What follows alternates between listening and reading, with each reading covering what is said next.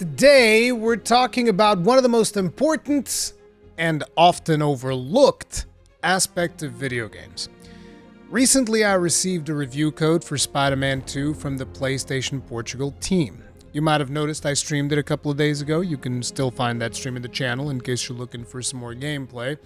But anyway, since then, I've been playing the game off stream for fun, and yesterday I noticed something. See, I was doing some research for another video project I want to work on. I was replying to some emails and doing some other tasks that required taking care of. And in the middle of that, I decided to take a break, and I figured I would jump into Spider-Man 2 and just complete a few side quests, do some collectibles, and just engage in some side content, right? Now, after what seemed like about 20 minutes of play, 2 hours were simply gone. Now, as gamers, I'm sure most of you have had this happen before on some of your favorite games. It is referred to as a flow state. This is when your brain is so immersed into an activity you're performing that the rest of the world just kind of takes a back seat, and everything surrounding said activity becomes second nature to you, and it feels both effortless and very rewarding. Flow states are not exclusive to gaming, but if you're a gamer, chances are you've experienced them a couple of times. So I set out to break down exactly why Spider-Man 2 made it so easy for me to get immersed and effectively enter a flow state. My conclusion was actually fairly simple, and interestingly enough, something that I've brought up multiple times across multiple videos in the past. It's mostly because of the game's fantastic use of satisfying active traversal mechanics. Now, how many times have you been playing a game and you complete your current quest or mission or whatever activity you were performing, only to be brought to a grinding halt and realize now that you've finished this activity, the next thing that you want to go and do is going to require you to navigate to a completely different location, and you start questioning if you even want to invest the required time to reach your next destination. And at this point, I know that some of you are going to be very quick to point out, but what about fast travel? I can just teleport to my next quest objective and keep going. And while that's true, there is an interruption to what you're doing. You're going to be opening up a map or a journal or something of that nature. You're going to be scrolling to your next destination. Then eventually you're going to click it, and you're going to be hit with a loading screen. Now, personally, I don't really have a huge problem with loading screens in the current generation of consoles and PC hardware because, we got NVMe drives, which makes the loading process usually be less than 5 seconds, if that. But the simple act of having to stop what you are doing to perform the actions required to move to the next location takes you out of the experience, even if just a little bit, and does break the flow of your gameplay. Now, this isn't to say that it's a bad thing or that it's poor design, but little details like this can keep you from the flow state. Sometimes you might even look at your phone real quick while you're loading into the new zone. I mean, I know I do. My attention span is most definitely not what it used to be, and that's me saying it as a non-TikTok user, 41-year-old gamer. I'm practically a boomer at this point, so I can only imagine what it's like for you younger gamers after years and years of your parents or grandparents shoving mobile game garbage in your faces. This is where Spider-Man 2 really shines. You see, for starters, fast travel isn't even unlocked until you've reached certain progression milestones in the different areas of New York City, which I believe might have actually been a design decision to prevent people from bypassing the learning phase of basic traversal mechanics like web swinging and wingsuit gliding.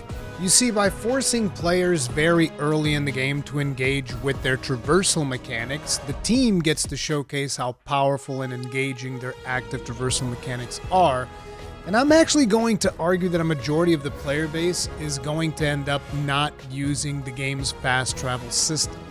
You see, once you get used to navigating New York City with web swinging, gliding, slingshotting, as well as a couple of more mechanics, traversal is going to become second nature, and it's no longer a chore to navigate from A to B. It actually becomes a fun, rewarding, and seamless activity that you are going to enjoy doing. Now, I grew up playing MMORPGs, which means I've spent a sizable chunk of my lifespan exploring huge worlds on the back of basic mounts that simply increased your movement speed slightly. And while I have fond memories of those days as I've experienced different games, it has definitely become clear to me that traversal as a mechanic is something more studios need to explore and make more engaging, especially when it comes to open world games or just games that have these huge worlds to explore. Simply running or adding a basic mount should never be the end-all be-all solution, even if that mount can fly. Because you see, it's not just about being more efficient at navigating the game's world, it's about traversal being both interactive and rewarding. One of the first games that I've played that showed some signs of innovating in the field of active traversal was an extremely underrated gem called Gravity Rush. This game essentially has flying, but it is done with a mechanic wherein you shift gravity's direction and fall towards a chosen destination. And at any moment you can stop and shift gravity again to adjust the direction you're falling in. There are other traversal mechanics like sliding, walking on walls, etc., but notice how the most important part isn't that you can fly using these gravital shifts, but that the gravity shifts that allow you to fly are a core mechanic that is both active and deeply integrated into every system of the game, which makes it a joy to navigate the world and keeps you engaged throughout the experience. Now, anyone who's ever played Warframe will also be quick to point out that they can ninja flip into a slide, which seamlessly transitions into a bullet jump that can propel them into a wall run, and they can repeat this cycle infinitely to navigate a level in a few seconds. And then there's also Anthem, which for all of its flaws and failures had an absolutely fantastic flight mechanic, which was also seamlessly integrated into the game and made navigating the world an absolute joy. In fact, it was a better Iron Man power fantasy than playing the actual Iron Man character in Marvel's Avengers. There's plenty of other games that I can bring up, and I'd be curious to actually hear from you in the comment section what other games you would play in this category. Titles where traversal as a mechanic is active, rewarding, seamless, and navigating the world actually feels like its own gameplay element that keeps you engaged as you're moving towards your next objective. But jumping back into Spider-Man 2, I can already hear some players go, but Rurikhan, I can just hold R2, press a direction, and go. That's not necessarily what I would call the pinnacle of active traversal.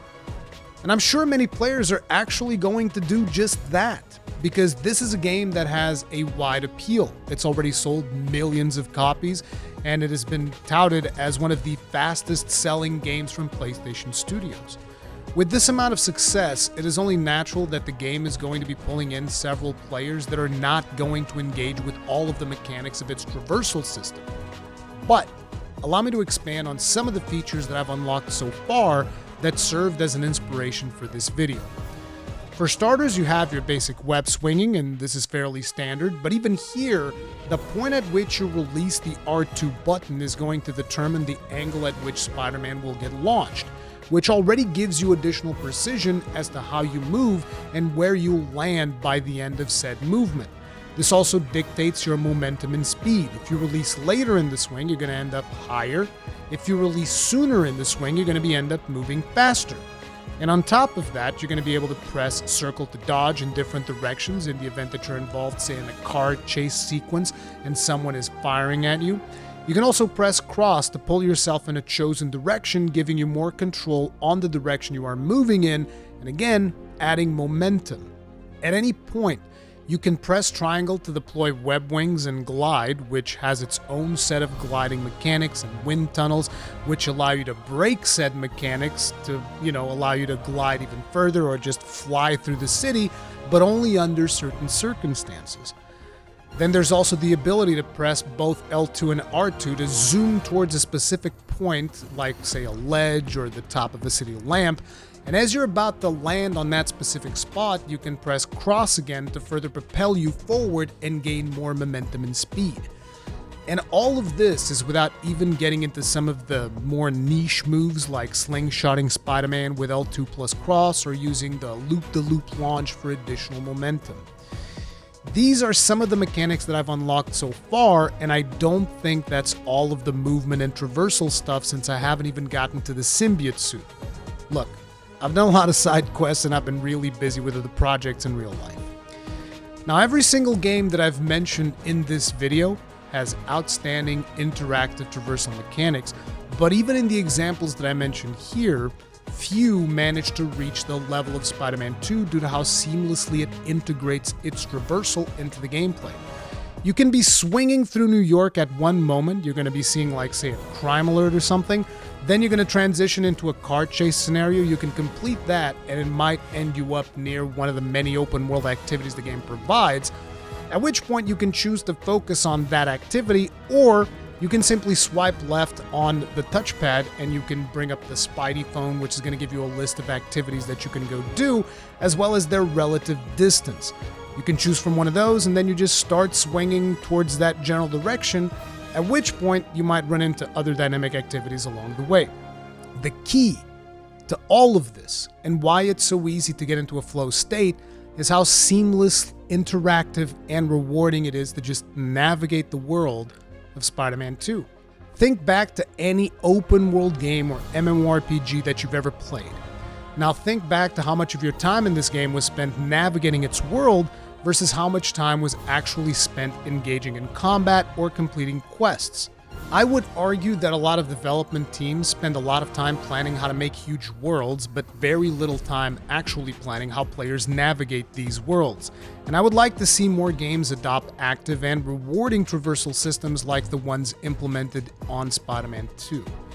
And I know that some people are going to bring up the argument, but Rurikhan, it's Spider-Man. Of course they can do all of these things, he web swings, has all these unrealistic powers, of course they can explore all these movement opportunities. To which I would reply, it would be very easy to make the main traversal mechanic of Spider-Man 2 just web swinging and then implement a fast travel system. If anyone actually tries to make the argument that the traversal in Spider-Man 2 didn't take a considerable amount of creativity, planning, and execution, I would argue that you have no idea what you're talking about. And such creativity can be applied virtually to any traversal system in any video game. With enough creativity, even basic MMORPG mounts can be made more fun and interactive. Just look at what Guild Wars 2 did with their mount system, because it's so friggin' good that Blizzard stole it and used it in World of Warcraft. Anyway, Spider-Man 2 is pretty good. I'm gonna go play some more of that. Hopefully you've enjoyed this different type of video. If you did, please hit the like button, helps out the channel a lot. And feel free to subscribe and hit the bell notification icon for more videos and streams and stuff. But anyway, thank you very much for watching. I'll see you in the next one. Stay strong, stay safe. Peace out.